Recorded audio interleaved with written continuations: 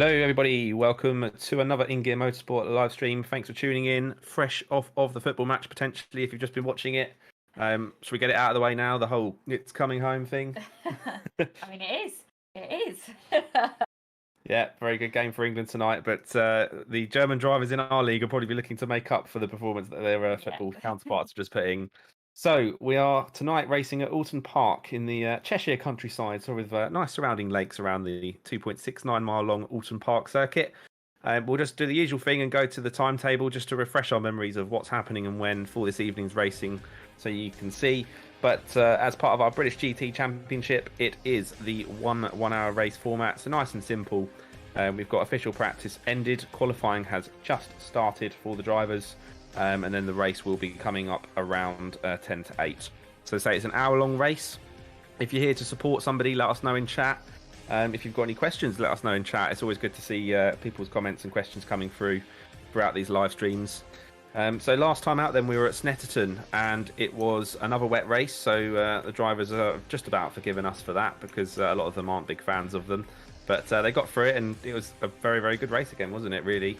By the way, Charlotte's here in the background in commentary with me. I'm Mackenzie, if anyone is new, joining for the first time. Say hello, how are you doing today? Yeah, all good. Hay fevers are back again for the second week or second round going, hence why you can't see us on cameras at the moment, because we don't want to do that to anyone. But yeah, no, I'm really, really looking forward to this. Oulton Park's always a fun track. It's a tricky one to overtake, but it does make for some mighty moves when people manage to pull it off, and I think it's going to be quite close. So last time then, just to quickly recap before we jump into the action of tonight, it was Buchan in Team E-Team Brits Lexus that took the win at Snetterton in the rain. Harry Melvin for InGear Motorsport was P2 and Bjorkman was in P3. So those three drivers tonight will be running success ballast. Which means essentially they're carrying a bit more weight on their car to try and slow them down for being too quick last time out and level the playing field. And shout out to Ian Hudson for driver of the day last time, showing a lot of strong pace, coming all the time. So we'll be looking to see if he can carry that pace through to this race as well. In terms of the team championship, seeing as we are at the penultimate round now, it's only literally the 2-hour race at Donington after this. It's Spearhead that are currently 5 points ahead of Vega Sim and E-Team Brit 2, because there's a couple of them is in third and InGear Motorsport in fourth, but we have been a driver down for a little while, and Harry holding that fort nicely. And actually, speaking of driving Gonna say down, we should, yeah. Chrissy is here in the background Yeah. tonight. We might be able to figure out talking to him later on, but it's all been a bit last minute. But he's helping on the clerk of the course stewarding side of duties for this evening's racing. So watch out, everyone, because Chrissy will be watching. Yeah, I think absolutely. It was one of the things that we need to start keeping an eye on a little bit. It's something that we love to have, is such a range of driving abilities and sort of all different levels that come into our race meetings, or virtual race meetings, I guess is the way to describe it. But it is something that we need to crack down on, because there is a lot of time that people spend testing, getting ready for these races. So yeah, having Chrissy in the background, bear in mind he's got an awful lot of sim racing experience, but actually real life racing experience as well, which is always a massive bonus to have. So he's going to be keeping his eye out in the background, which will be good. I think yeah, we'll see what happens. Oulton Park's one of them circuits, isn't it, where it's really tight and twisty, and it's an hour-long race, isn't it? So they've got to give each other space and try and work together on this one. Exactly, yeah, that's the thing. Got a whole hour. But yeah, let's jump into qualifying then, shall we, for everyone? And we'll see what's happening at the moment. We're just watching Harry Melvin there, I think, as we potentially switched. I'm not sure if we've switched yet. Yeah, and in true fashion, the car that we were about to show first was in the pit lane, but here he goes, ready to try again. So currently in P8 for Mr. Melvin there. Literally had no testing for tonight's racing, so he's up against it a little bit to try and get that InGear Motorsport's Mercedes at the front. Harry has got this ability to, at 7:30 on the dot, ask me or Mackenzie to do a fuel calculation for him as we're just about to go live. So he did actually let slip that the last race at Snetterton, he actually raced with a full tank of fuel the whole way through. Yeah, the whole way through, which definitely would have hurt him a little bit. But bear in mind, he came second with that. So he's one of them, isn't he, where he can sort of pull it out the bag, even though maybe the more sort of technicalities are set up and the things is something that he doesn't concentrate on quite as much. So yeah, we'll see what he does tonight, really. So again, let us know if you're watching in chat, who you're here for. Give us a little hello or hey or whatever, and let us know if you want us to watch certain drivers. Any predictions? Be good to know. What did you think of the football just now? We've got a real mix of Swedish and Lithuanian, German, English, Scottish drivers in our league. So there's some mixed opinions going around in the Discord, of course, very quickly. But yeah, we get to see who's with us watching along tonight as well. So let's go to French, because he was provisional pole, but he's actually just been pipped to the post by Mitchell. Mitchell in the Porsche, wow. I mean, Mitchell's been gaining pace all the time, but that's really good to see at the current top end. So if we just bring the current standings up on screen for you, then you can see what I'm seeing as well. So yeah, currently Mitchell in pole potentially at the moment. I mean, we've got just under 6 minutes left to go for qualifying to set the fastest lap and determine the grid order. Buckins obviously slowed down a tiny bit from testing. Now he's had his ballast applied. He probably was keeping his fingers crossed that it wasn't going to get added on, but race directors there ready to add the ballast in for qualifying sessions. Bjorkman there in P5 as well with 10 kilograms, and Harry down in 9. So not only has Harry had no testing, we should also add that he's got 20k of ballast on as well, so he's got some real odds to drive against tonight. But I was going to say let's go on board with French, but since he's on the track, let's do that actually, yeah, and we can have a bit of a look. He's about halfway around the lap at the moment, just coming into sector 3. Oh, you guys to Oulton Park, haven't you? And my first ever car race was at Oulton Park. Yeah, probably one of the most scarier tracks to have your first ever car race at. But yeah, really, really awesome place. I actually think it's a bit like Brands GP. It's actually quite a special place as well. It's a really challenging circuit. As you say that, you can see. I think that was Sharman in the Warbird. I was going to say, I think that was Liam Sharman in the Lamborghini there that was going off into the barrier. And I think we are going to see some mistakes made this evening. I think it is not going to be a done deal. You know, in terms of who, you know, someone might have outright pace, but are they, are they going to be able to hang on for that hour? I think you noted as well before the race started, Mackenzie, when you dropped in, that the track temperature was very high. Yes. Can we see that still at the moment? It was 45 when I looked earlier. Currently 42 on track temperature. I mean, that's hot, isn't it? You know, they're going to start to feel that on their tyres pretty early on if they got the pressures wrong. Tyres will be melting by the end of the racing tonight. Hello, Martin on YouTube. Good to see you again. I think from memory you usually are cheering on Phil. Is that right? But I might be wrong. Yeah, Martin's on YouTube. George is there as well. I see George has made it in, even though he's busy singing "Coming Home." Is coming home probably after the football. And we'll see, yeah, keep them coming as we go along.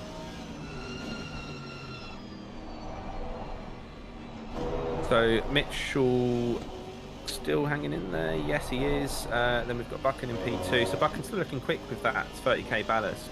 But again, with a tyre situation, that is going to make a difference for him moving forward as well.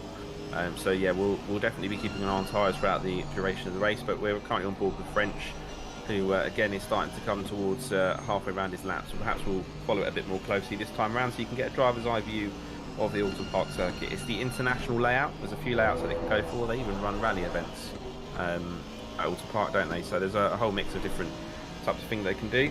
But we come down then into the first corner, which is Old Hall corner. Fast right-hander with just enough runoff. Sometimes not enough, as you can see from the car ahead, which is Bart van Maniquez. And you drop down the hill into Cascades. You can see there, as he was going through the corner there, the barriers have been absolutely obliterated by someone. So it's always good to see. I mean, if you like placing a bet, then we could start taking bets for how long certain barriers are going to last on the circuit, because I can guarantee that they're not going to last that long, especially sort of going through Knickerbrook, that sort of chicane style corner there. That's an easy one to overshoot and get a little bit carried away and straight through the barriers there. So let's drop in. Let's check in on another driver. So Harry's dropped down the pecking order just a little bit, so he's currently running in P2. Bjorkman's put himself up P4 actually, so he looks like he's managed to gain a little bit of pace from what we was first looking at earlier. Yeah, we've also got Wood in the Mercedes now for Spearhead Race Engineering, so that's something. Oh, Heath as well, we should mention, has changed to the Lamborghini. So the way that works in our series is you can change car, but you ultimately forfeit any points that you've earned so far. So Heath, coming in at the second to last round, definitely was adamant he wanted to get rid of his BMW and take the Lamborghini. So you can see on the screen at the minute. Yeah, what was his reasons for that? It's probably worth anyone new to watching or not in the Discord chat. Why did he do that? Just not getting on with it really, and around the British tracks, especially where it's tight and twisty, that car just struggles. It's not as nimble as some of the others. It's very good in straight lines sections, but obviously when you've got big undulating parts of the course and tight and twisty sections and narrower tracks in the UK, with the exception of Silverstone really, it just didn't really work for him. So he was happy at Silverstone and that was it. So he's just gone, sod it, I'm going to get something that I enjoy. He has a big handful of oversteer there going through turn one. Old Hall, then dropping down into Cascades, that fast left-hander, it just wants to wash away from you in the front and actually gets the opposite, another lump of oversteer. You can just see that car twitching around a little bit. You see another car just rejoining the track up ahead, it looked like, which is Curran. And coming to Shell Oil Hairpin. It's a lovely corner, that, isn't it? It's kind of banked inwards. You can carry so much more speed than you think. Lovely if you get it right. It's probably a useless piece of information. But it's like when people tell you that a swimming pool's temperature is all right once you're in. So, anyone else? Yeah, Martin is cheering on Phil, number 289. I like that you get the number in every time as well.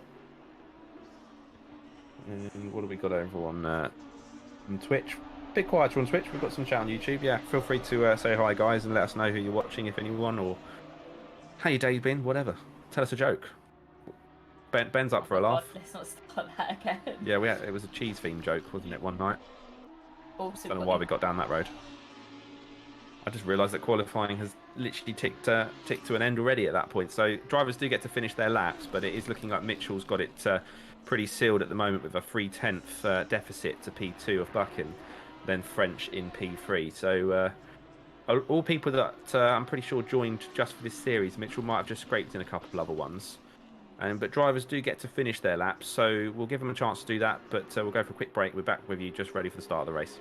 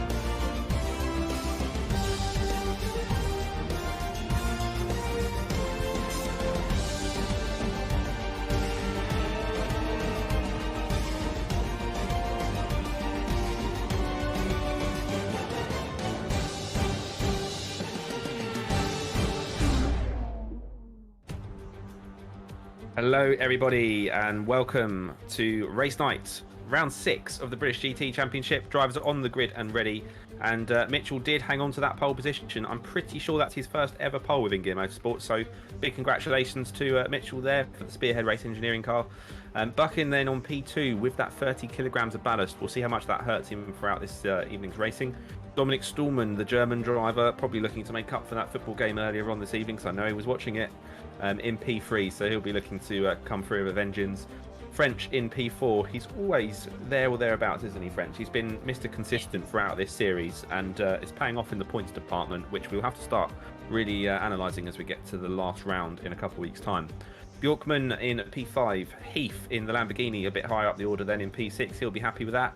Bart van Maniquez in the Mercedes in P7, Roland Stuhlmann, the other Vegas Systems driver and father of Dom Stuhlmann, in P8, Corbin in P9, L Pound in 10th, Curran in 11th. Melvin for InGear Motorsport got some work to do then in the last points placing position of P12. Bedoya in P13, Billingham P14, Isner in 15, Wood in 16, Balestros in 17, Max Spooner also for E-Team Brits, a couple of them all bunched together in 18. Hudson struggling a little bit more in that McLaren round here, it would seem, in P19. Renberg in 20, Sharman in 21st, Lima in 22nd, and running out the grid is Arnold Das in 23rd position. So that is your grid for tonight's racing. They are beginning their rolling up lap then, where they get to warm their tyres, warm their brakes, check everything is all sorted in just a couple of moments' time, and once they've done all of that, they'll be going. But normal format then, if you're joining, this is new, you're not quite sure. Basically, the drivers have a warm-up lap, and then they start 60 minutes of racing. During that 60 minutes, they must pit at least once for the race. So most of them will choose to pit and just have a little splash of fuel and go again. They can change tyres, but it tends to make for too long a pit stop that they often don't do it. However, with 45-degree track temps, I'll be curious to see if anyone actually considers it tonight. So that's something to watch out for. If we then follow the cars off now, then as they go off onto their rolling up lap, then we can get a bit of a view of who's who and spot out the different liveries. So the sort of black and gold car at the front, the Porsche, is Mitchell. You've got Buchan in the white E-Team Brit car just behind him. Dominic Stallman just behind him in the blue Vega Sim Performance car, and French is in the red Aston Martin. So, as it has been at every round so far, we've got a mix of manufacturers. Okay, there's 2 Astons inside the top 4 this time, but generally speaking, it's nice and mixed because it goes Porsche, Lexus, Aston, Audi, Lamborghini, Mercedes, Aston, Nissan for the top 10. So it's good, isn't it, to get like a little mix like that?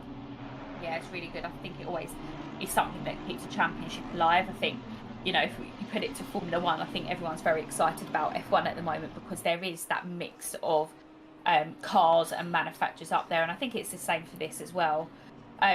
You definitely see what drivers suit what cars. I think Heath is a perfect example of this. He felt so strongly about that BMW that he was in. He just couldn't mentally wrestle that car around for the last 2 rounds of the championship. So good to see him though be decisive and swap the car and still carry on with all the last 2 rounds of the championship. I think there's a lot to be said for that as well. I think we should keep our eyes on him tonight. Heath. Yeah. Could be the night, couldn't it? I think could be the night. Yeah. I just remembered back to Snetterton as well, the absolute blinder that French pulled, or kind of a blinder, kind of shouldn't happen in the first place, where he realised he was not going to have enough fuel to make it to the end. So instead opted to kind of slow right down, let the leader go past him to lap him again. He lost a couple of places in the process, but then still finished the race in 12th, so he got the last point. So that was quite an interesting one.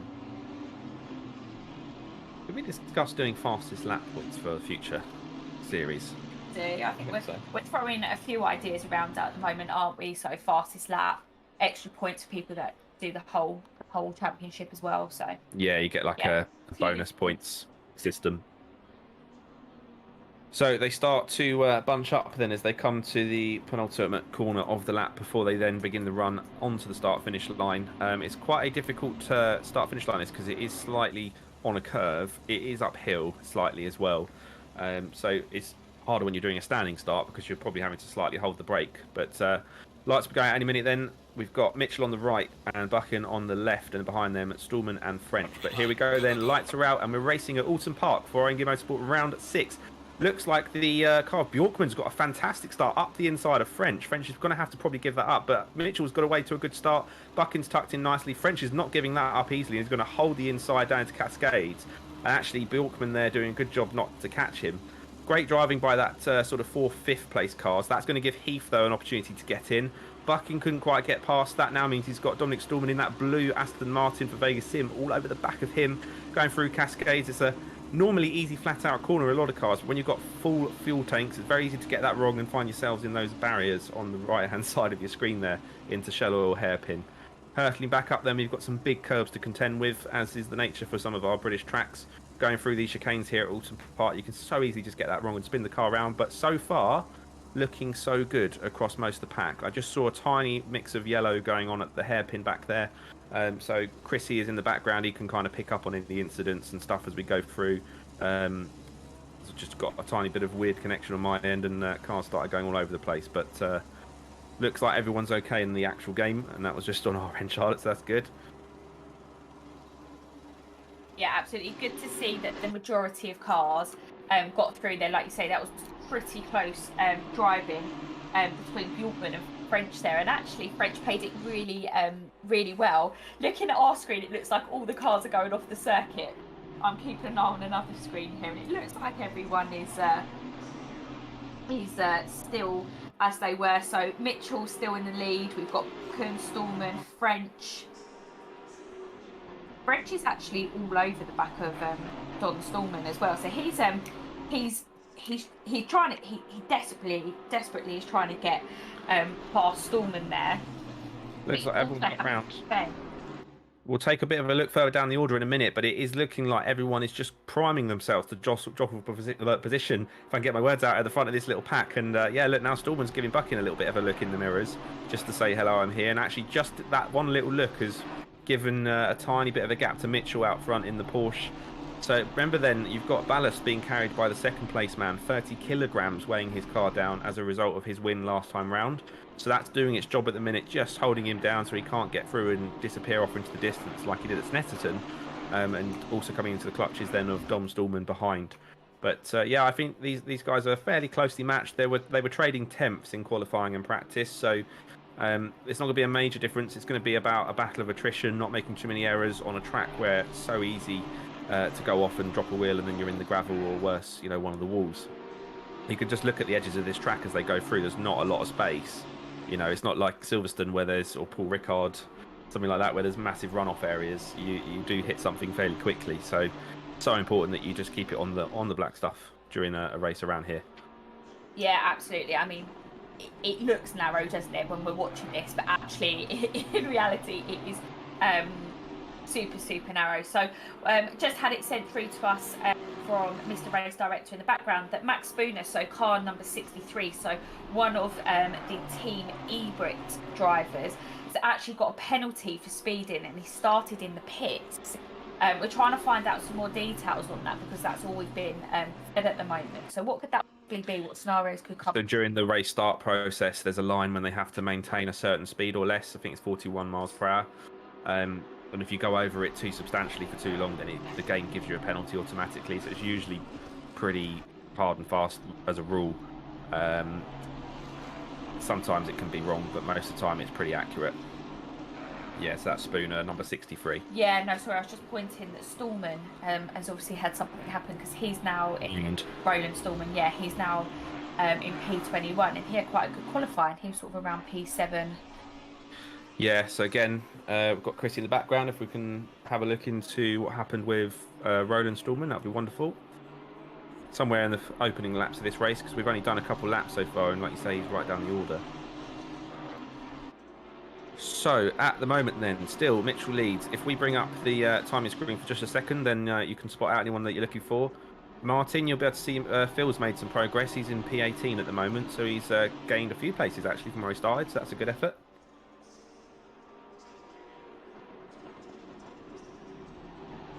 And then you've got, who else? Hudson's up into P12, so he's made his own points. Yeah, and Melvin in P9. So let's see where we can find some action then at the front. I think the front guys are going to have to settle down a little bit. No one's going to do anything too major, although Heath is looking very lively in that Lamborghini. Should we ride on board with Heath for a moment? Or he probably just had to back out of that because he went a bit too much too soon. Heath, though, because he's made some good progress already. I did throw my predictions out there, so hopefully we're not going to give him commentator's curse to keep an eye on him throughout this race because, he's put in a bit of time here over the last week or so, hasn't he? We're just having a look to see, there's a few cars that have gone into the pits quite early, so we're just having a look to see what's going on there. That could be for a whole host of reasons. So we're just looking at the track temperature and it's 45 degrees at the moment, so it might be that the guys are struggling on their tyres already. Harry in testing, when we caught up with him, I mean, he literally did like 3-4 laps and his tyre pressures were set massively wrong, weren't they? So he needed to drop those pressures. So yeah, does throw a bit of a spanner in when you've got 45-degree track temps. Although I think a couple of those might actually be properly out, as in sat stationary in the pits. I've not seen Eason across the line yet. He's still in lap 2. Corbin, Bjorkman, Stallman and Spooner. So Bjorkman's another one that we're going to have to investigate and see what happened there as we went through the race. So lost Bjork, because Bjorkman was looking quite fighty, wasn't he? Or was that I wasn't sure if it was actually it was Bart's, I think. Yeah, it from French, so that allowed that initial pack of 4. So French got on the back of Stallman quite a bit. We saw Bjorkman drop off a little bit. So I might actually drop into a Discord chat. So something to look out for in the bottom left. You can see next to each of the drivers' names the gaps to drivers around them or their splits, but you can also see that little 1 in the orange box. That will show you that they still need to make 1 pit stop at some point during this race. The pit window opens around the halfway mark, as does our driver of the day vote. All you have to do to vote for your favourite driver, and then they earn a point if they get the most, is comment it in one of the chats. So any driver's name, comment it in the chat, obviously someone that's actually racing. And then they'll get a point if they win the most votes. So stick around for that. That's in about 15 minutes' time. Yeah, so just talking to Chrissy here. So Roland Stallman hit Renberg. So we're just looking in to see why Renberg span. I don't think it was caused by Stallman. I think Stallman was like a bit of collateral damage there. So just having a look to see what's happening there with that. I said earlier in the social media post, and as I say that, that's Heath that just ran a little bit wide there onto the grass, joined back on, but that has allowed Menekes in the AMG to get all over the back of him, and it looks like Heath has managed to... I think Heath held him off there. I think that was right on the limits of whether you can rejoin there or not. I mean, he didn't come right into the path of Bart there, I guess, but I don't yeah. think it looked at that. No, that's what I'm saying. It was fine. It was just Heath sort of committed to his decision there and just rejoined, and then it's gone straight back into defending his position. So those two will no doubt have a little battle now, I'm sure, because they're quite closely matched up on pace. Although Heath did look like he had potential to go a bit quicker, as you can see, Bart all over the back of Heath going into turn one. But Heath then gets a slightly better exit and just stretches the legs of that Lambo just that little bit on the way out. So it looks like Stallman, Roland Stallman got caught up by Renberg, who had spun previously, or Bjorkman, actually, I think it is. We're just trying to clarify whether it's Bjorkman or Renberg. Heath's gone again. Oh, Heath. How's that? I said I just want to do commentator's curse. How's that more stable car that you opted for, Kirk? Oh, That's not gone well at all. Yeah, he's going to have to rejoin a very tricky place as well as Arnold Asp comes through. You can see he's keeping it right off the racing line as best he can, as the guys have to go around him. So that's Renberg there, and Curran who have gone through, and they're around that sort of... So I think it must have been Bjorkman that spun. And then that's what then wasn't, and that would make sense because Renberg wasn't in front of Roland on the grid. So there we are. Detective Chrissy has been on the case in the background. Yeah, we've got him working hard, haven't we? I think wasn't sure what he's expecting tonight in the background, but yeah, it's quite a lot to look for. You should just see a blinding move there. I think that was Pound going through on Phil, on Lima. So that was the Nissan just at the back of shot, going through the inside of the Lexus, if you call it that, into one of the chicanes. Good racing though, because they both gave each other enough space, but a nice late lunge. Yeah, so it's and Heath's off again. He's having an absolute nightmare. I'm just going to drop into his Discord. I might turn the volume down on my headset so my ears don't get damaged. But I'm just going to see what's going on. So I'll do a bit of multitasking of dropping in. You can see Hudson's just gone through there as well. Keep an eye on the gaps. We've got still pretty close in the top three. 9 tenths from first to second, which is Buchan in second. Stallman in third, and then French is about a second back from that. So they're all pretty close to the front, but you can see now Kirk's behind Ian here. So Ian in the McLaren, number 333.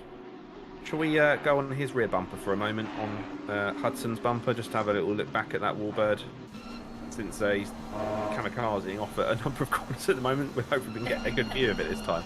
And talking of Warbirds, I've just dropped into West Midlands Racing Discord, which is always quite a loud Discord chat, isn't it?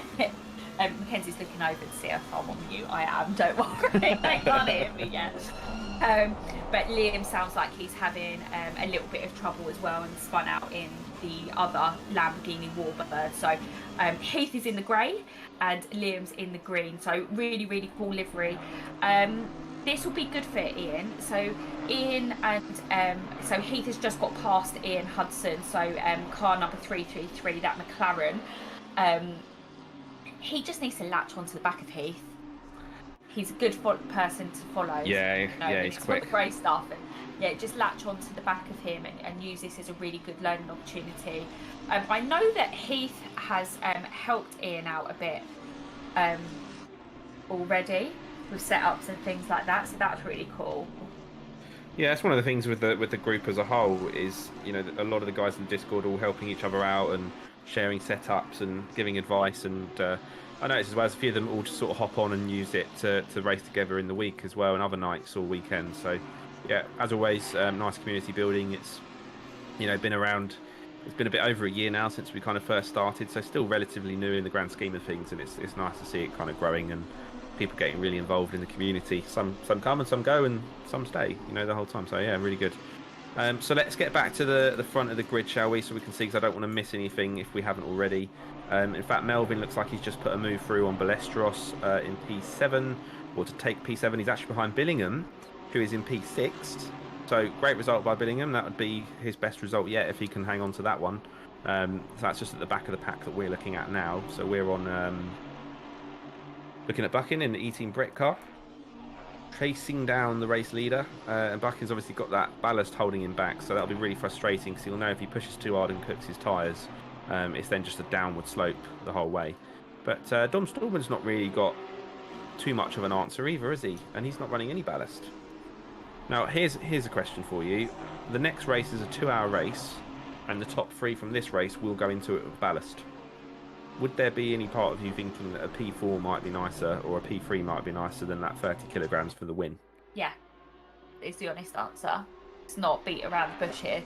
30 kilos is a hell of a lot of extra weight to take into a 2-hour race and muscle it around. If you actually, if you want to really get into it and start looking at championship points, Stallman, so Don Stallman, he's in the lead at the moment. Currently his drop round would be the 3rd round. I can't actually even think where that was now. My brain's completely gone. Where he only got 1 point. So say his drop score going into, he's currently on 52 points. He would have sat and done the math. He's very, very clever when it comes to this, and this is why he wins championships and why he wins races, because he has everything, typical German precision at its best. So, that could definitely be in his train of thought. Just looking though, Buchan, Buchan's currently running in P2 with 30k of ballast in it. He's only 2 points off of Stallman. This is a very, very tight championship, isn't it? Yeah, it's that, and obviously they have drop scores and things like that. So, and actually, as we say, if you then take it again, just throw another one into the mix, Yorkman will be right up there. apart from the fact he's having a bad race tonight, so he'll have another. Or he had a bad race somewhere else, right? Yeah. That's the end. Yeah. So, yeah, he had to skip around somewhere. Yeah. I think he was actually out testing with his race team in the real world. He works as an engineer. Believe I might be wrong, but I'm pretty sure he's engineering well. Good excuse. Yeah, exactly. Still involves motorsport, so he's all right. Yeah, Warren mentioning it is hard for Kirk in the new car. Yeah, no, it won't stop us giving him a bit of stick though. But yeah, it isn't easy jumping in a new car. Hopefully though, he'll be settled in it for the last race, because Kirk's been kind of just knocking on the doors for that win at some point in one of these races. I still remember that race at Bathurst when he was coming. I think it was Curran after an incident with first and second, and then just didn't quite manage to hang on to it. Had a little unforced error somewhere. It was close though. That was a great race. We're talking about doing a video at some point where we go through the. Oh, who was that in the background? That was Ian. Okay, so that'll be one for Mr. Clark of the course in the background, Chrissy. Hudson just had a incident on lap 9. It looks like maybe lap 8, but lap 9. Parked on the grass at the minute. Has he got going again? Do we know? Can we jump to him quickly? Yeah, let's just put the cameras to Ian just to see what he's up to at the moment before we miss it. I think we've had another rage quit then, by the looks of it. 43 minutes of racing left to go then. So we're about a quarter of the way, just over a quarter of the way through this race. So we've lost a couple drivers so far. But, well, actually one driver so far. Everyone else sticking with it. Although Spooner, I think, is sat in this pit lane with a drive-through penalty and never took it. So just enjoying the ride then from the pit lane. Max Spooner watching along. Potentially. I wonder if he's in any of our streams watching in the background. And let us know what happened, Max. Whether it was a close one or whether he just kind of... It was speeding at the start, wasn't it? Something like that. He got a drive-through for issued by the game. But yeah, we'll be looking into that one in the background. Yeah, should we drop down and see or Harry Melvin, see what he's up to? Where is he? He's dropped back to P8 again. He was just in front of the two cars ahead of him there, Billingham and Balestros. So interestingly, then something must have happened there as well. You can see Billingham with the orange and blue Attack Vector Racing livery. I think it's had an update of some sort to it for each round so far. So, in fact, let's go and sit on the rear spoiler of that Bentley, because you'll see Harry in the background. It looks like he's having a nice little battle with Sandro there. There's actually such a big rear spoiler on that Bentley. You can't see much else. But you get the idea. That just threw me because we're looking on your screen with pink livery, and Yeah. then on Ben's screen with the blue livery. We haven't updated them. It just threw me. No, Arnold does send me their liveries quite regularly as well. So he'll be cursing at me for not having it on our background. But at least it's on the live stream. At least everyone else can see the up-to-date version of it. We can see the rear wing of it. Why don't we give them a little tour, Mr. Race Director? Shout out to Ben in the background as always. Fueled up on Monster Energy, the unofficial, unofficial sponsor of our live streams. I think there should be a Monster logo on that car somewhere, unless they've taken it off. Is it on the other side? There it is. Yeah, see, I knew it was there somewhere. That's a good game to play when you're watching our live streams. You spot the Monster Energy logos. Got a few fans.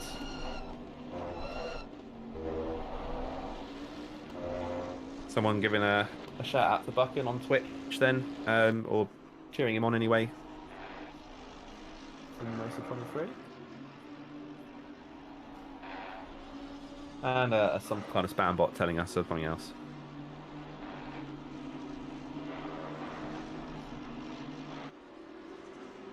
Yeah, so I'm just having a little look here. Sorry, we're multitasking and reading a couple of things. So I think that Hudson made a little bit of a mistake and hit Bjorkman.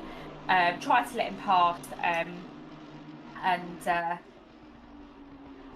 Is Bjorkman still running? missed his Oh. braking point. Yes, Bjorkman's dropped out. Blimey, it's all going. I said that Oulton Park was going to be action-packed. You can never come to Oulton Park and expect it to be a I don't know what the right expression is, an easy race or a calm race. There's always something going on. Yeah, definitely going to be something happening. Dom Stallman's very close to Buchan now at the front. I think we should start to pick that up. And French is also very close as well. It's who's going to go first out of these guys, I think. Still try and keep an eye on what Melvin does a bit further down the order.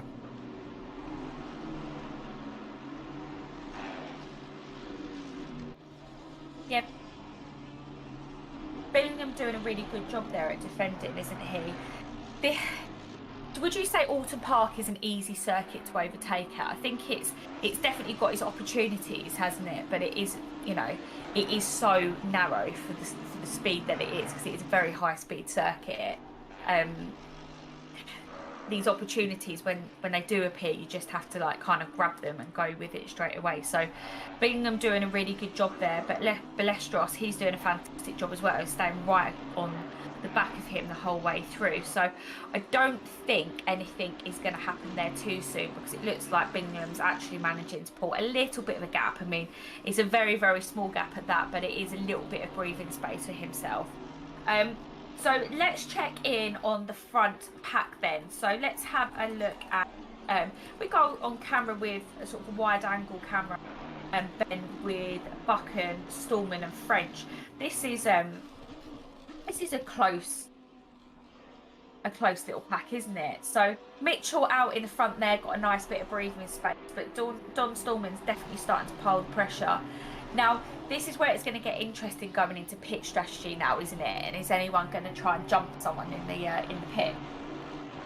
Yeah, and we're getting close to pit window opening as well, so won't be long until that happens. So I think it's either at 35 minutes or 30 minutes. Basically, it's 35 minutes until the 25 minutes. There's a 10-minute window that the drivers have to make their pit stops.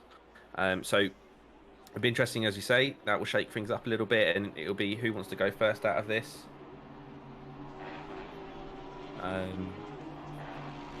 It just seems a bit of a yo-yoing. Like Dom Stallman gets right onto the back of Buchan, then drops back again a little bit.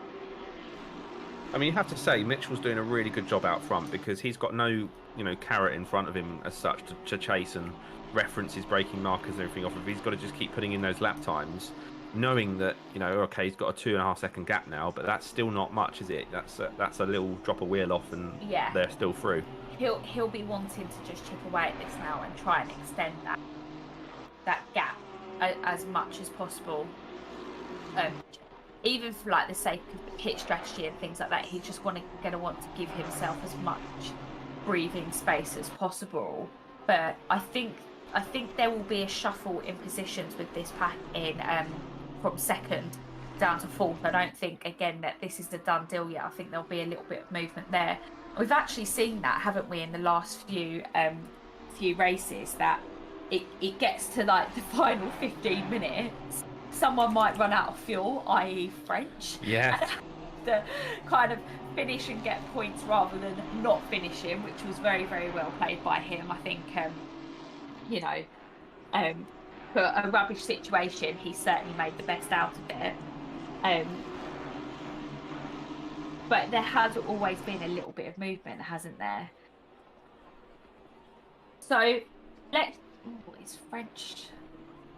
Just keeping an eye there. Let's drop down and see what some of the other guys are doing. So if we can drop sort of further down the pack, let's check in. Let's see how Heath is doing now. Has he sort of settled that Lamborghini down a little bit? Coming back through, isn't he? Yeah, so he's currently in P15, so he's going to want to be chasing to get into P12. Because remember, in this championship, we extended the points up to 12th position now, where in other championships that we've run, so the Euro Series, we've done them up to P10. So he's a little bit of a Lone Ranger at the moment, isn't he? So he's just probably trying to get the hammer down now. Yeah, we should probably take note. So that's a 3.3 second gap to the next car for him at the moment, which is Woods, or Japs as he is in Discord. So we'll see how he's getting on with that, whether he brings it down. Actually, we commentator curse him again as he goes and does a little bit of grass cutting on the way out of Shell Oil Hairpin there, up into the chicane. So I just saw that Arnoldas is having a good little battle a little bit further up when you've got Renberg and Luke Pound and Renberg actually. Let's go jump on with that quickly. So Renberg's car, in fact, very quickly, because you can see they're going two abreast. Pound goes for a move, backs out of it, tiny touch, backs out of it enough that he doesn't hurt Renberg at all, because that was quite close between Pound and Renberg there. Luckily, no real incidents, but Pound's definitely trying to get through and is quicker. And bonnet cam's good, isn't it? Trying to mix up these camera angles for you all. It's a bit of bonnet cam for Pound as he switches to the inside line. And the pit window is now open.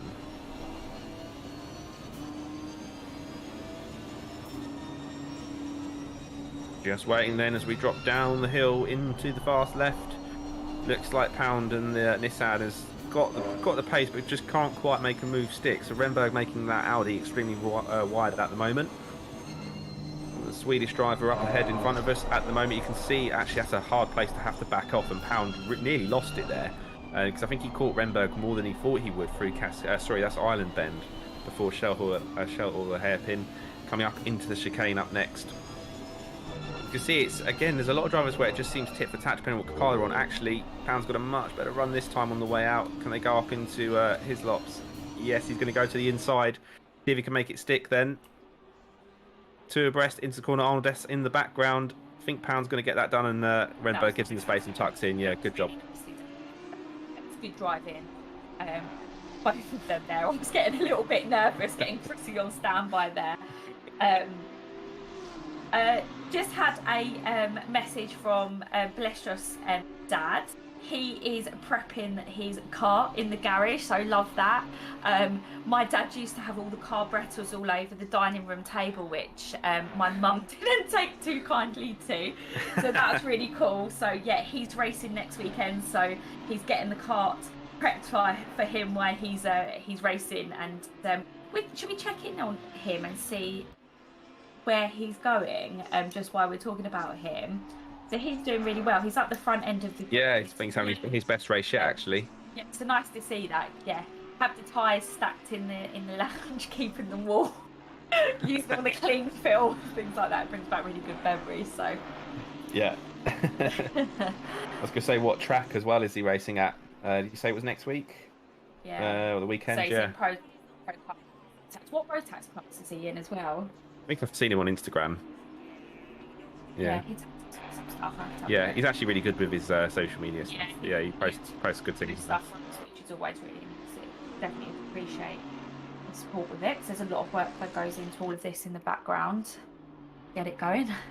Yeah, well, as we know, yeah. So yeah, Sandra's going well in P7 at the moment, as you can see. So that's the sort of white and blue liveried E-Team Brit car. Sitting behind Billingham, who is also having a very good race, as you can just see. In fact, it's hard to tell on the stream version, but I'm just waiting. Interesting. So on my camera angle, this is one of the things that happens with sim racing and not others, is I've got debris everywhere around certain corners of the track that I can see, but you can't see it on the live stream version. But rest assured, people have been obliterating the polystyrene or whatever they are signage around the track in places. I mean, we saw Kirk grab a couple earlier on, didn't we? Probably the Bjorkman and Hudson incident as well. I mean, I guess the only saving grace for Bjorkman and being hit by Hudson earlier on is that Bjorkman had already had a spin himself earlier in the race. It's still not nice to be hit again, but he wasn't racing for a win potentially after that. Great shot as the cars go through the chicane.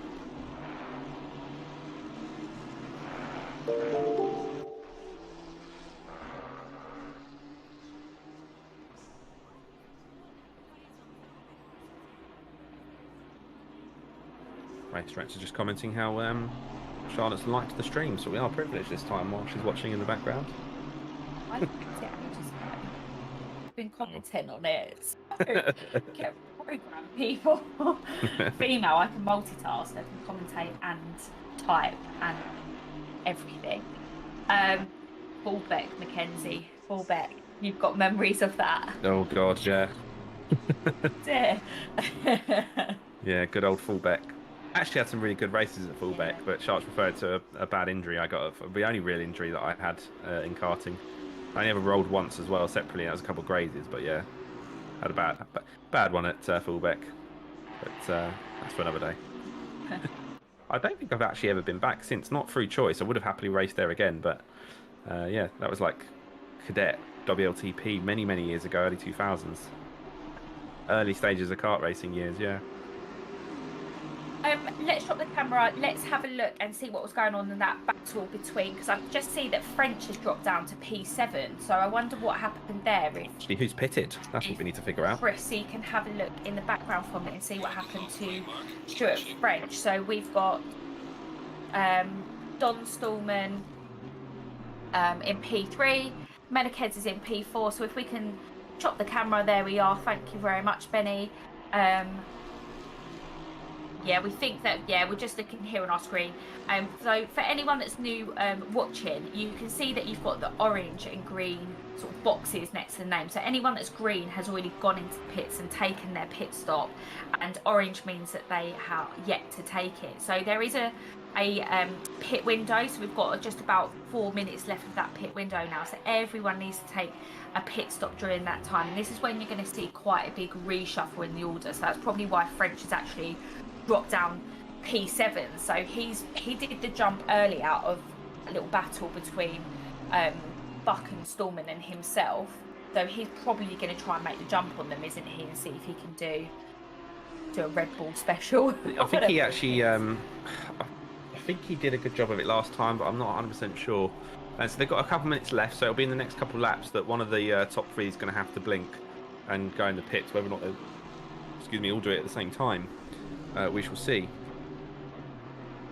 Yeah, and now the pit window is open, or has been open for a little while now. It's probably a good time to mention that we've got the driver of the day vote. So points means prizes, so get those votes in. We've already had one in for Phil Limer, so Martin, you're always a reliable person to vote for him, so thank you for that. So I'll get my post-it note out ready to keep a record of who's getting these votes in. For that.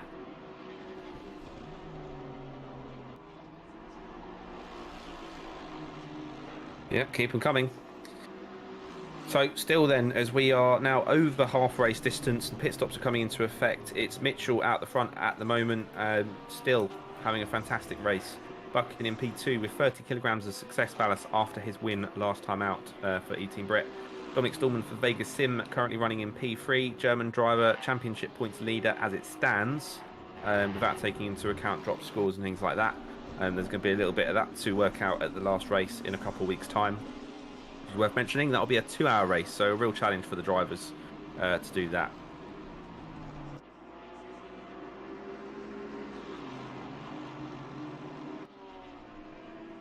Don Stallman is looking very racy here against Buchan. He's wanting to make this move and make it stick now, isn't he? He wants to get in that pit lane in front of him, let's be honest.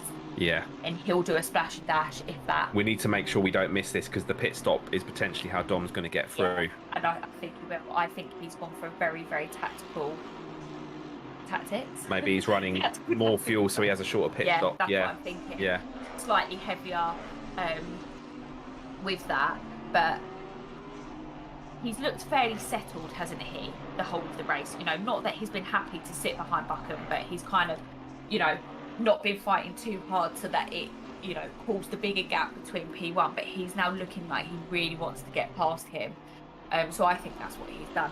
Be interesting to see if Buchan pits now as they start come through this top end of the circuit, and if he pits, will he go as well, or will he try and split?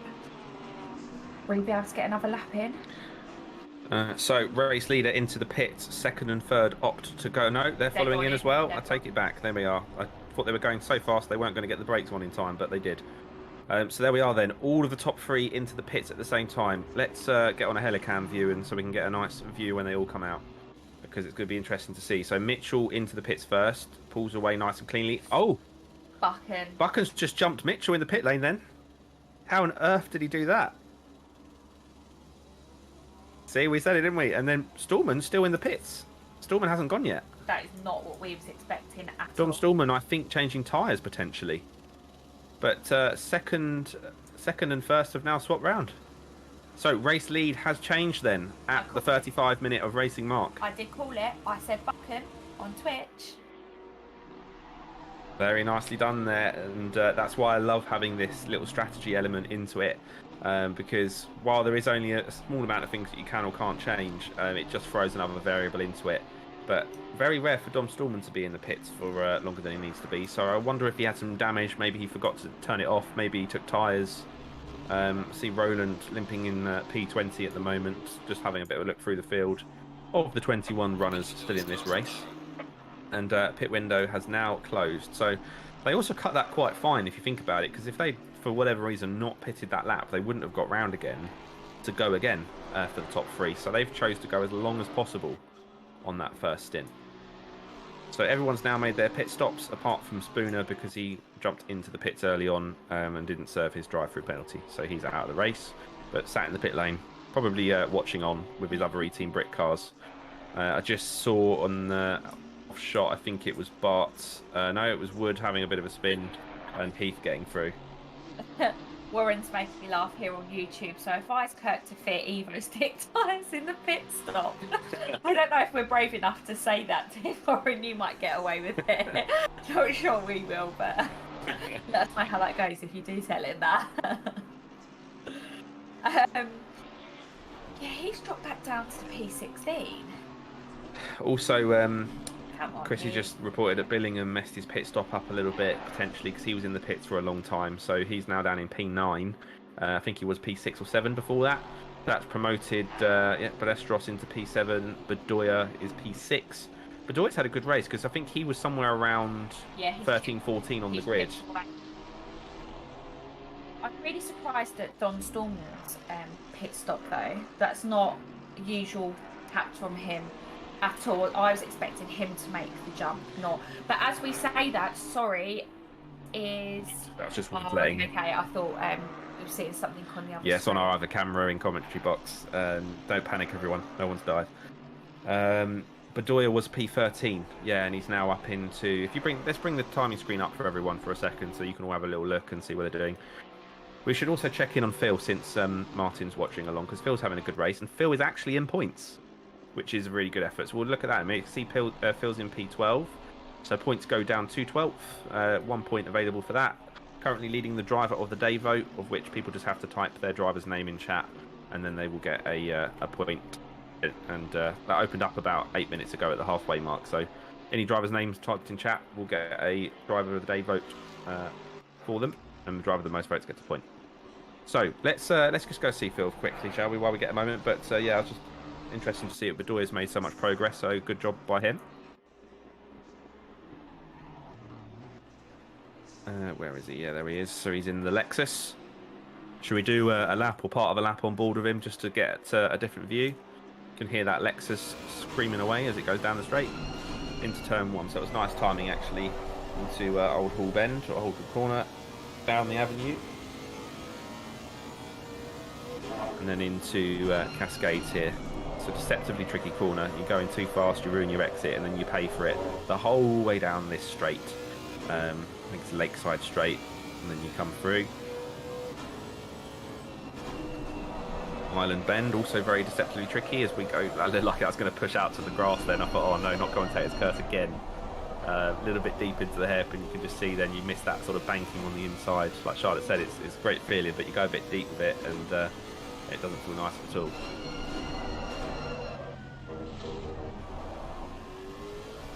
As I think our internet had a bit of a wobbly again for a moment. Now what that means, side note, when our internet goes a little bit glitchy on my commentary end, the replay file does all sorts of weird stuff I've noticed. So if you've ever seen a picture where we've had like cars flying in the air and doing crazy stuff, that's usually when there's been a bit of desync. So cue a impromptu photo shoot at some point getting cars flying tomorrow. In fact, Harry will be helping us with some of our socials and things. So we'll have to get to do that. I'm actually sat here making a list of things that I want as we're talking. Poor guy. So he's not going to know what hits him tomorrow when he comes into the office. So it's not too bad at the moment, though. It's fine.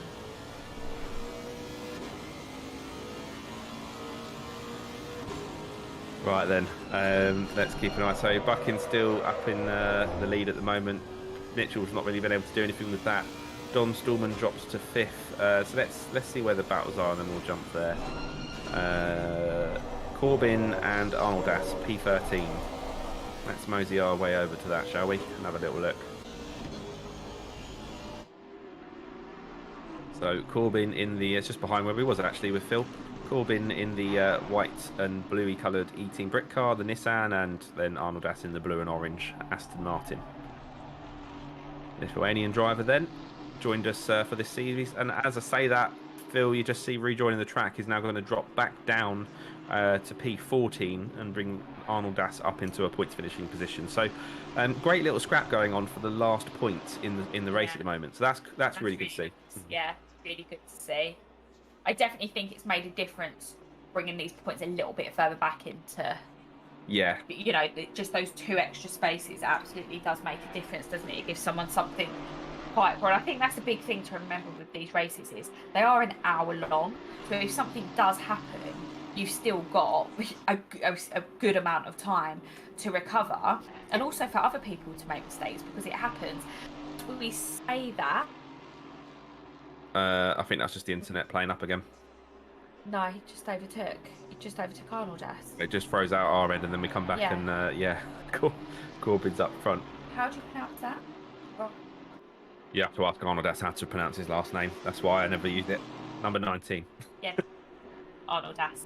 Car number 19 in the Aston Martin. Ramaskovicius. Sorry, Arnoldas. That looked like. It's us British. We can't do it. But that was Ben Corbin who overtook him. Yeah. Yeah. And actually, that's keeping Phil in the mix, isn't it? You can just see creeping in the back of the shot sometimes. Stopped. Squabble. That was actually a really nice overtake by Corbin there. So, good job for that. So Remberg, if we actually drop the camera down to Remberg for us, I think he's had a little bit of he's struggled a little bit, hasn't he? He's had a few sort of self spins, I guess is he's in P9 at the maybe minute. The explanation for it, but he's back on, he's going again, so that's the main thing. So he's still in the points there in P9, but I think he might have just let Bingham go through with that. We didn't have the cameras on to see that.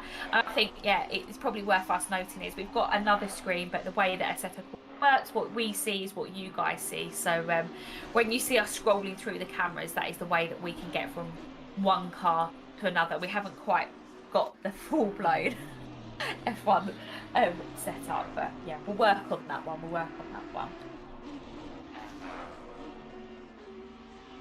Yeah, just have a wall of screens before we know it, and even more PCs. I think it stays in this one room. The restrictive thing a lot of the time is becoming bandwidth and internet speed, because getting technical about it, but when we've got multiple laptops, PCs, phones, and everything all trying to get through the internet at once, I think it doesn't like it very much sometimes. Well, we've got 7 things going at the moment. Yeah, and you say we haven't got very much. 2 phones, 3 phones, iPad, 2 Macs, and your computer. Quite a lot, really. Yeah. And then we've got Benny obviously managing the stream his end while we're switching between different types of things and stuff going on in the background. So currently then Mr. Phil Lima is leading the driver of the day charge. I'm just checking if there's been any votes on Twitch. Nothing at the moment. So yeah, driver of the day vote, you just literally need to comment the driver of your choice and they get a point. And we didn't mention it, but Harry... at the moment, Buchan. Yeah, Tim, I would go to. Mitchell was doing a faultless performance in the first part, but Buchan's he got that 30k of ballast and that pit stop. And he's been under pressure. He's had Stallman behind him the whole time. Yeah. And French. I mean, currently we're looking at a 2-hour finale with Dominic Stallman with no ballast and Buchan with 30k. So interesting how that will pan out. Dom, I believe, was pretty quick at Donington. If I look back, was that the one he had to miss? Actually, now I say it. No, I think that was one he had a nightmare at. Yeah. Yeah, so I take that back. Yeah. But I can't remember if that was through some kind of incident or just not having the pace. I think it was through a bit of a whoopsie. Only driver, I believe, to have won 2 races so far in the series, Dom Stallman. Buchan's had a race win and Bjorkman's had a race win in the other races around that. Who won round 2? That was Moss, who's not here tonight because he's enjoying the football, or the aftermath of the football. I think in his own words, he probably won't be back home until Wednesday morning if we won the game, which we did. So, yeah. If you were here to see my Ollie Moss tonight, sorry to disappoint. But he's off enjoying the footy. What else have we got to pick up on in here this evening then? So, we've only got 15 minutes left. You know, it's gone so fast. We've lost 3 drivers from the starting grid. Keeping an eye just in the background on that battle between Phil, Arnold Ass and Ben Corbin. So again, 3 different manufacturers battling out for that last point. Like we're saying, Billingham is still in the points despite that really bad pit stop he had.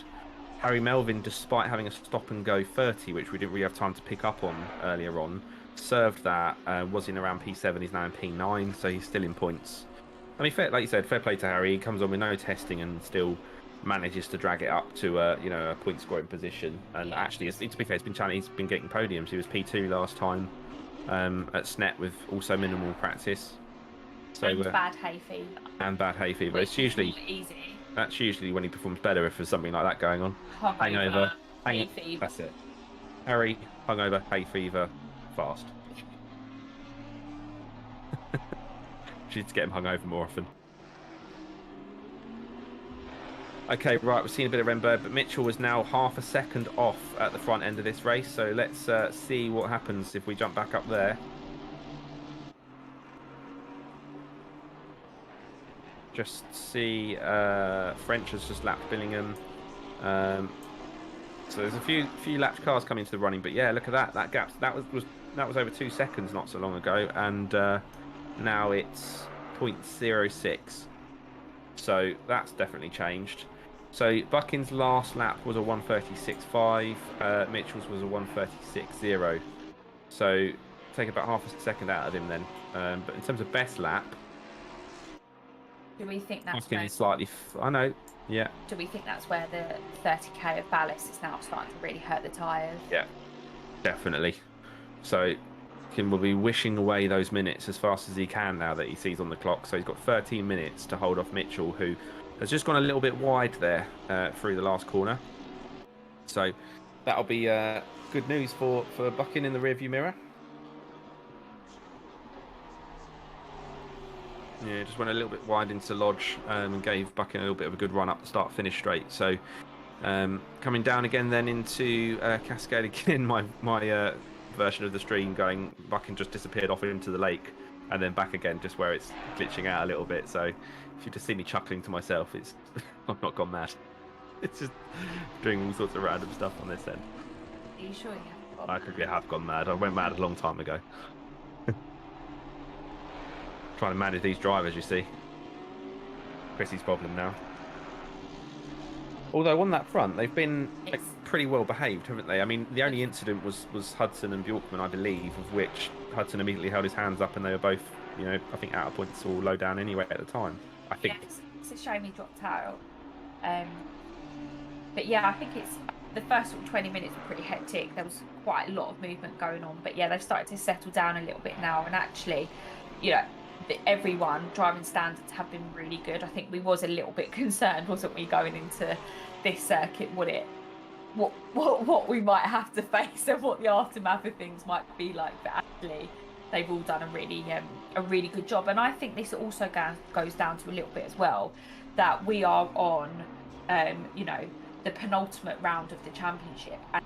And we had a lot of new drivers in this championship as well. Yeah. So people are starting to learn how other people race and what they're like. And you know that you might be able to get a little bit closer to one person because they might not be as erratic as someone else. And there's a lot to go for that, like say for that, isn't there? And you see people jumping from one championship to another, and actually you're better off to just kind of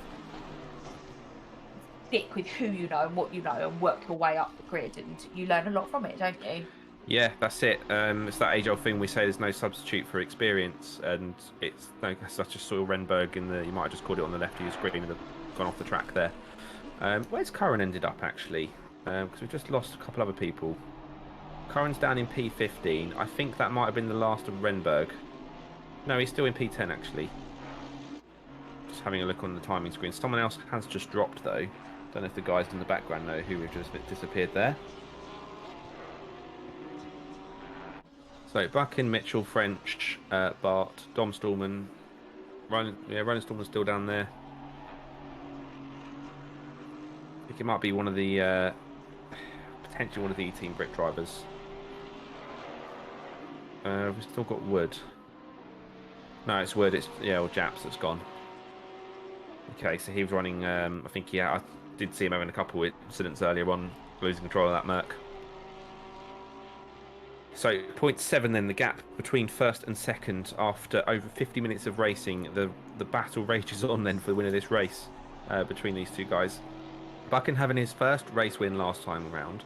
Mitchell having had quite a lot of bad luck, it's fair to say, in previous races. So it's both two well-deserved Scots actually at the front. So this is where Scottish fans need to be tonight, because probably cursing England winning their match against Germany in football earlier on, but we've got two Scots winning, running first and second at the moment, and then French in P3 as it stands. Very unusual to not have a German or a Swede in that top three. Yeah, it's true actually, isn't it? It's probably been a long time since that's actually been the case. Yeah, Bjorkman always there. He definitely had the pace, it looked like, in qualifying, but I think race-wise just had those incidents and things that just took him out of contention a bit. Yeah, we just had a message through Lime. So Phil and Arnold Das have just had a bit of contact, so Chrissy's going to be looking at that in the background there just to see what was what, because were they fighting for points as well? So we need to keep an eye on that. So if we can actually drop down, Ben, just to see, do we drop away from that battle? We've got it on our screen. The stream's viewing it. Yeah. Well, you can just see Arnold Ass is on his own now after that, whatever happened. So it'll be, I think, Lima that's potentially up. He's actually not far ahead of Sharman now. There's only 3 seconds between Lima and Sharman. And he's got Curra behind him as well. Yeah, so Chrissy will be looking at that in the background for us to see what happened there. think Chrissy might have just applied a penalty actually in the background for Arnold S. Now we'll see if he serves his penalty and tries to come back out in points. Got the DT next to his name there. Can't see it on... Oh, you can see it on the stream version. Yeah, that is the stream version. Yeah, so Phil has just commented in Twitch to us, got punted up turn 1, a start into the wall.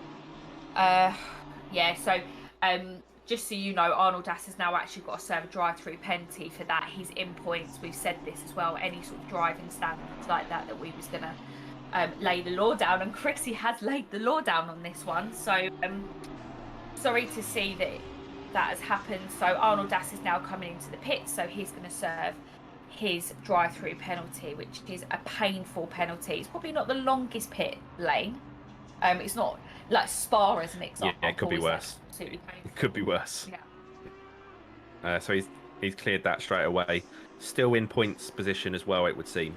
However, how far off is Curran from him now? I can't. 16 seconds back. Yeah.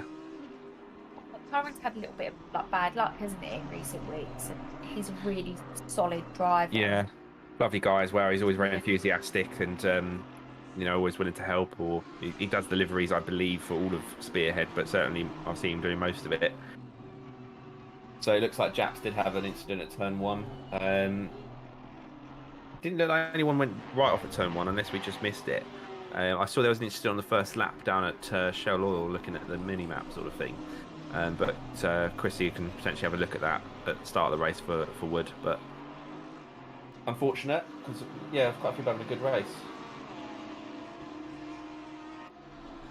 Oh, we've just heard as well, Sandro's had a bit of bad luck. His wheel glitched mid-corner, which is really unfortunate because, again, he's having his best race. There's lots of little random things happening, isn't there, to people? We've just lost a few drivers, in as many laps.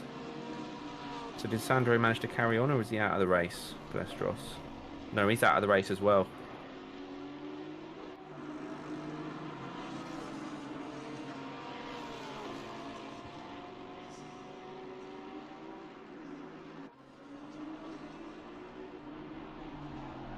Just wondering whether that Arnold Das penalty was issued by the game for track limits, because Chrissy actually hadn't applied that, but it would have to have been one of the guys in the background. So potentially he got a track limit strike.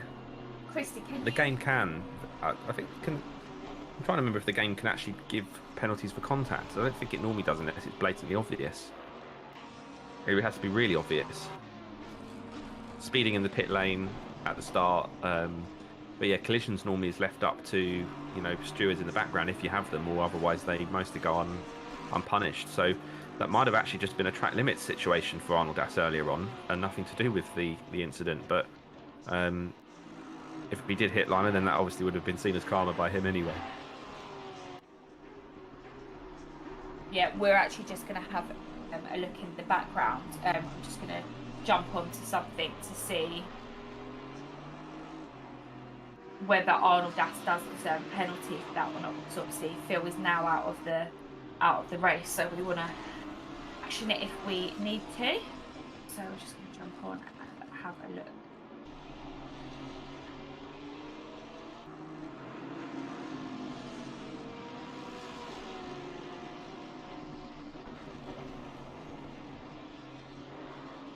So, where are we? We're back with Mitchell then. You can see Sharman in the Warbird up ahead. We haven't seen much of Sharman so far, but always a wonderful livery to see that Warbird. Obviously, Kirk using it as well.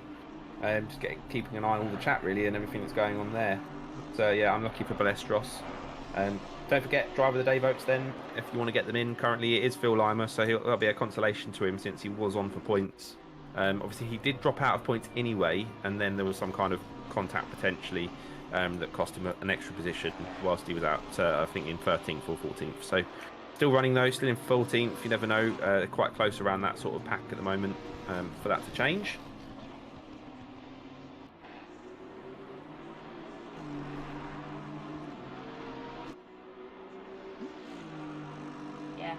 Yeah, we just had a look at that. That did not fill out of points. So Cool. Well, that's what Chrissy's for in the background. It just shows we do need a steward for this stuff. It's hard work. It's given me a new sympathy, actually, being, in all honesty, for actual race stewards. When we're racing in the real world, having to police a sim racing league for friendly racing on a Tuesday night. But everyone's here wanting to do well, so it's been an interesting learning curve, I think, from our point of view, that one. As the race lead is still up for contention, we've got 2.5 minutes left on the clock, everyone. I'm keeping an eye on those driver of the day votes at the same time. Got everyone checking up in the background on various different incidents. We'll have to look into that wood one later as well. See if there's anything that we need to act upon. Very tricky turn one incidents if you don't catch them straight away, but we can still see. But still then, Buckin is doing an absolutely amazing job. Mitchell's just not able to get close enough, to do anything about it.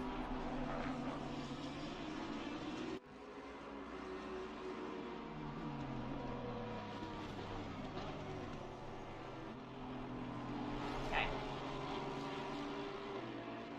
Multitasking in the background. Buckin has done an amazing job at keeping Mitchell behind him, hasn't he? As Roland storming there just sort of pulls out of the way a little bit just to let those race leaders go past. That again, he's having to work that car. I wouldn't imagine that that's a nice car to be driving now. Coming to the end of an hour-long race. Track temperature, sorry, little bit cooler by 2 degrees. Nothing major there. Yeah. Wonderful. Whew. Take a load off. I can see a couple of drivers having a few little incidents in the background, dropping wheels off. So I think just cars getting a little bit twitchy and difficult to control as they're coming up now. The leading two on Isna in that Lambo, who will hopefully get blue flags and stay well out of the way for the race leaders, because that will potentially mess things up. You see the blue flags waving. So he now needs to move across. Does so just, but actually Buckin did lose that a little bit there. That was a hard one because they caught him right in the middle of a chicane, and actually Isna just completely messes up his braking and goes into the side of Mitchell there.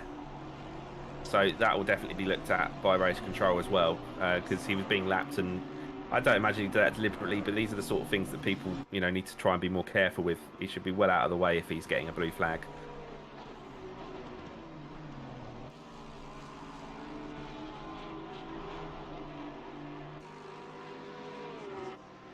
So we're coming into the closing stages of the race, so we've got a couple of things that we're going to look at in the background very quickly after the race and make a decision there. So Buckin has managed to pull out quite an extensive lead over Mitchell now as a result of that.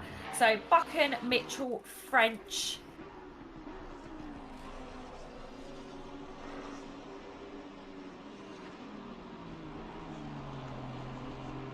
Yeah, it's going to be tough for Mitchell to come back now, isn't it? After that little incident, he's now got 1.4 second gap. It'll be interesting to see if he closes it at all on the closing lap there, because was he struggling while he was following closely behind Buckin and couldn't get that last bit? He has pulled half a second in the first sort of sector and a bit, so I would say yes, potentially he has got more pace. So Mitchell will be pushing like crazy now they're on the last lap of this race. These two have ended up in a bit of a two-horse battle. I say that. French is 8 seconds back.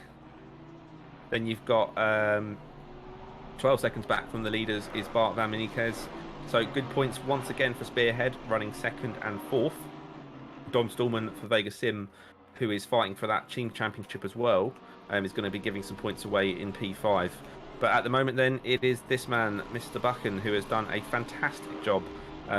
Patient in the first stint, jumped Mitchell in the pit stops, and then Mitchell hasn't been able to get past stints. And now they've got Phil Lima, who hopefully is going to obey the blue flags for not one, but two cars. That's how you respond to a blue flag. You get well out of the power, and let them both come through. But there we are. Buckin makes it 2 wins in a row. And we're heading into the final race in a couple of weeks' time, and Buckin is looking very, very strong. And that's with 30 kilograms of ballast. He's done that tonight, so awesome job by him. Mitchell I'm sure he'll be a little bit gutted about that result towards the end. But actually, that's his best result yet, and I think it's been coming for a while that he gets a podium. So yeah, well done. There's our top 3. I mean, I like that. They just pulled over for a photo. I was just gonna say that is Harry. That's going on the spreadsheet, my friend. That will be on social media coming to you soon.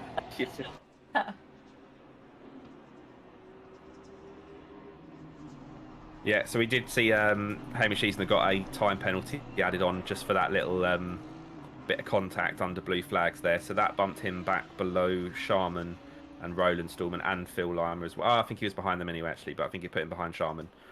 So he lost a place with that, I think. So Phil does get the driver of the day vote unless there's been a swamp of others anywhere else. If I just have a quick look.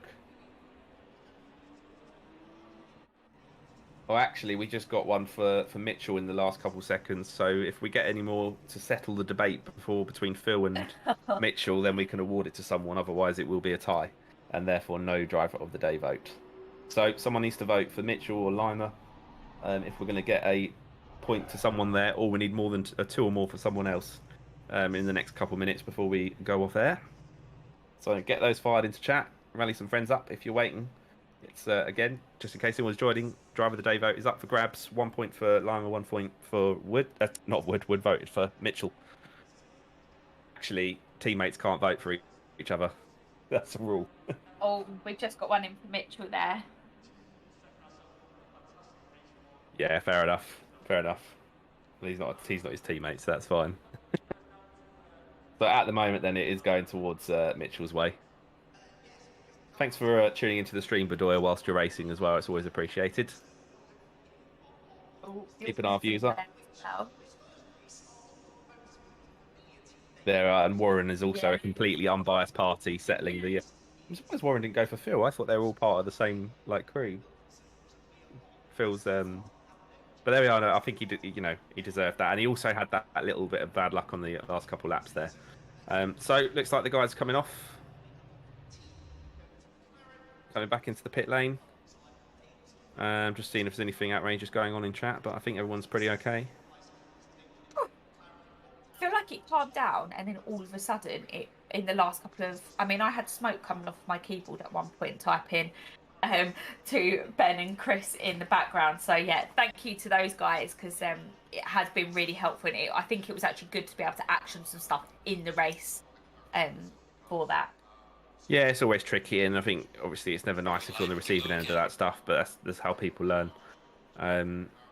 Which is one of the things, if you're going to have mixed grids, is going to be important. So, well, we can always go through and review that stuff a bit more afterwards, but there we go.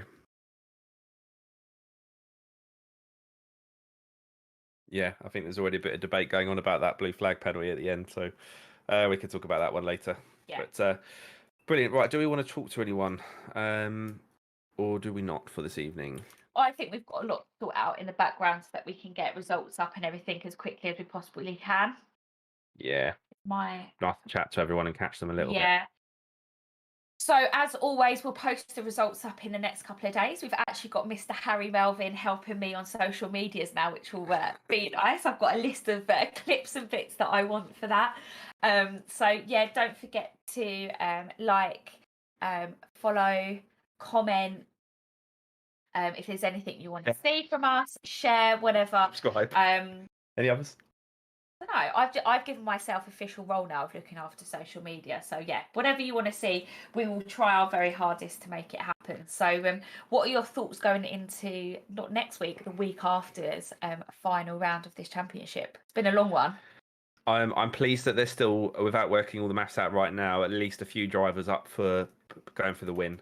So looking forward to seeing that. I see a couple of guys saying thanks in the chat as well, but joining things there, and Martin, so thank you. It honestly, it makes such a difference when you see comments coming through on the chat side of it. So thank you very much. But yeah, I'm really looking forward to the last round. 2 hours is going to be a real tough one for people. These hours are long. You're hot and sweaty by the end of it in the sim, more than people probably expect if they haven't tried it. So 2 hours is going to be some hard stuff for them, and it's going to be about just making it last. So that is in 2 weeks' time tonight. As always, we are open for people to come and join. We do sort of open nights or fun race nights in the gaps in between. So that's next Tuesday, and then the final of the British GT Championship the week after, as I say, in 2 weeks' time. So feel free to get involved. Best thing to do is join our Discord, and you can find links to that on InGearMotorsport.com or around the various socials. But yeah, that's it from me. You've got Chrissy in the background, Clark of the course tonight, Ben helping manage the stream, and Charlotte joining me in the commentary box. So thank you as always, everyone, and we'll see you soon. Hey, shady baby, I'm hot like the prodigal son. There we go, green lights, and we're off once again.